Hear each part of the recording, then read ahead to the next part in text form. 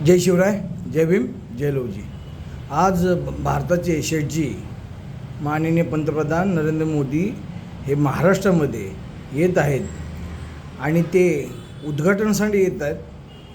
तर माझी अशी नम्र विनंती आहे आणि ह्या तमाम महाराष्ट्रातल्या मावळ्यांची अशी विनंती आहे की माननीय नरेंद्र मोदी शेठजींनी महाराष्ट्रात आलाय तर आपल्यावर खरंच छत्रपती शिवाजी महाराजांच्या बद्दल जर प्रेम असेल तर आपण त्यांच्या त्या राजकोटच्या किल्ल्यावर जाऊन त्याची शहानिशा करा।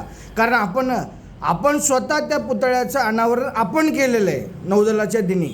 त्याच्यामुळं आपलं कर्तव्य बनतं आहे आणि जर खरंच तुम्ही जर शिवाजी महाराजांना छत्रपती शिवाजी महाराजांना खरंच आपला मान सन्मान आदर जर असेल आपल्याला तर आपण तिथं पाहणी करायला जाताल। नाहीतर मागच्या वेळेस जसं तुम्ही आलात जळगावला आणि लखपती दीदीसाठी तुम्ही तिथं मोठी सभा घेतली, पण तुम्ही तिथल्या जिथं नेपाळमध्ये जे मृत्युमुखी पडले होते त्यांना तुम्ही भेटायला गेलात नाही। कारण तुमचा सनातनी विचार आहे, भारतीय जनता पार्टीचा हा सनातनी विचार आहे, त्याच्यामुळं तुम्ही तिथं गेला नाहीत।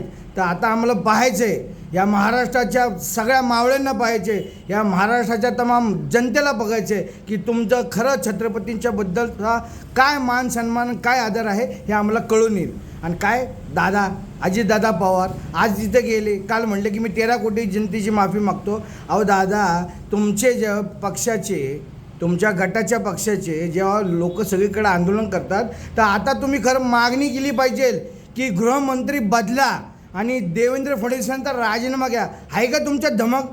तुम्ही फक्त लोकांच्यासाठी तुम्ही तिथपर्यंत गेलात कारण तुम्हाला माहिती आहे आता आपल्या पक्षाला आता कोणी विचारत नाही आहे, ह्याचा परिणाम आपल्याला निवडणुकीला भोगावं लागेल म्हणून गेलात। तर तुमचं खरं कर्तव्य होतं, जेव्हा तुमची सगळी लोकं बसली तर प्रत्येक तालुक्यांमध्ये तर त्यांचं कर्तव्य होतं की त्यांनी गृहमंत्री देवेंद्र फडणवीसांचा राजीनामा घ्यावा, पण तुम्ही घेतला नाही। कारण तर तुम्ही काही गोष्टी तुम्ही तुमच्या लाचार झालेला आहात, ठीक आहे असो, पण आम्हाला आता नरेंद्र मोदी साहेबांकडनं बघायचं आहे की ते खरं राजकोटच्या किल्ल्यावर जाऊन तिथं पाहणी करतात की नाही हे आम्हाला पाहायचं आहे। जय भीम, जय लवजी, जय महाराष्ट्र।